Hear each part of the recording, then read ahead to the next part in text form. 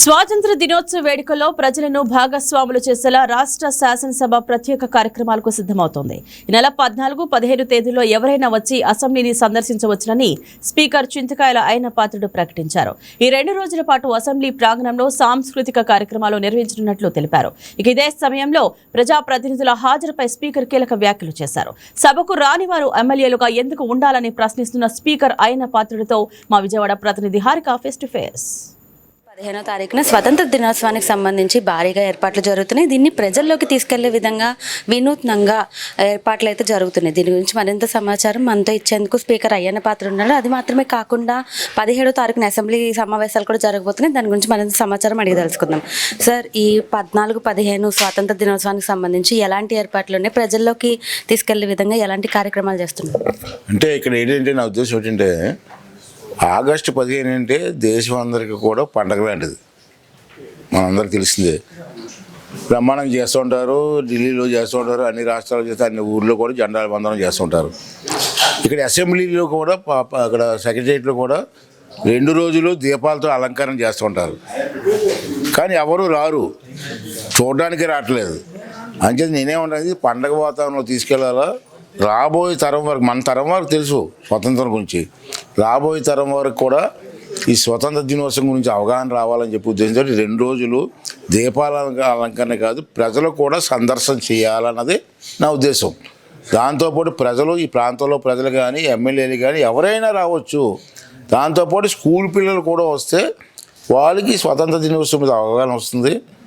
ఎలాగొచ్చింది స్వతంత్రం ఎన్ని కూడా తెలుస్తాయి. కాబట్టి ఈ కార్యక్రమం పెట్టాలని ఆ రోజు సాయంత్రం 6 గంటల నుంచి 9 గంటల వరకు సాంస్కృతిక కార్యక్రమాలు, పోలీస్ బ్యాండ్ అని, స్వతంత్ర దినోత్సవ పాటలని, దాని గురించి అన్నీ కూడా కార్యక్రమం కూడా పెట్టడం జరిగింది. అంచేది మీ ద్వారా అందరినీ కోరేది ఏంటంటే, ఈ ప్రాంతంలో అందరూ కూడా అవకాశం ఉన్న వాళ్ళందరూ కూడా వచ్చి ఈ కార్యక్రమంలో పాల్గొనండి. ఫుడ్ కోర్ట్స్ కూడా ఏర్పాటు చేస్తున్నాం. 9 గంటల వరకు ఉంటుంది కాబట్టి ఫుడ్ కోర్ట్స్ కూడా ఏర్పాటు చేస్తున్నాం. అందరూ కూడా పార్టిసిపేట్ చేసి ఈ కార్యక్రమాన్ని విజయవంతం చేయాలని చెప్పి మీ అందరినీ కోరడం కోసం మీ ద్వారా కోరుకుంటున్నానమ్మా. 17వ తారీఖున అసెంబ్లీ సమావేశాలు జరగబోతున్నాయి. ప్రతిపక్షాలు అయితే హాజరయ్యే అవకాశం ఉండిపోతుంది. లాస్ట్ టైం హాజరు అవ్వకుండా బయట ఎన్నో విమర్శలు చేయడం అలా జరుగుతుంది. ఈసారి ఎలా ఉండిపోతుంది అనుకున్నాను? అదే అన్నానమ్మా. నేను కూడా రాజకీయ నాయకుడినే, రాజకీయాల నుంచి వచ్చిన వాడినే, వాళ్ళకి ఎలక్ట్ అయిన వాడినే. నేను కోరేది ఏంటంటే, బయట నుంచి చెట్టు కింద ఎక్కడ కూర్చొని రోడ్డు మీద నుంచొని ప్రభుత్వాన్ని విమర్శించడం కాదు. ఆ విమర్శలు ఏవో డైరెక్ట్గా అసెంబ్లీని విమర్శించవచ్చు కదా. వచ్చి దానికి ప్రభుత్వం సమాధానం చెప్తుంది కదా. అది కాకుండా రోడ్డు మీద నుంచొని అక్కడ చెట్ల కింద కూర్చొని ప్రెస్ మీట్ పెడితే తప్పది. రండి, ఆ మాటలు అక్కడ మాట్లాడిన మాటలే అసెంబ్లీలో మాట్లాడినాడు వచ్చి. దానికి మంత్రులు సమాధానం చెప్తారు. మంత్రులు సమాధానం చెప్పకపోతే ముఖ్యమంత్రి సమాధానం చెప్తాడు. నేను టైం ఇస్తాను.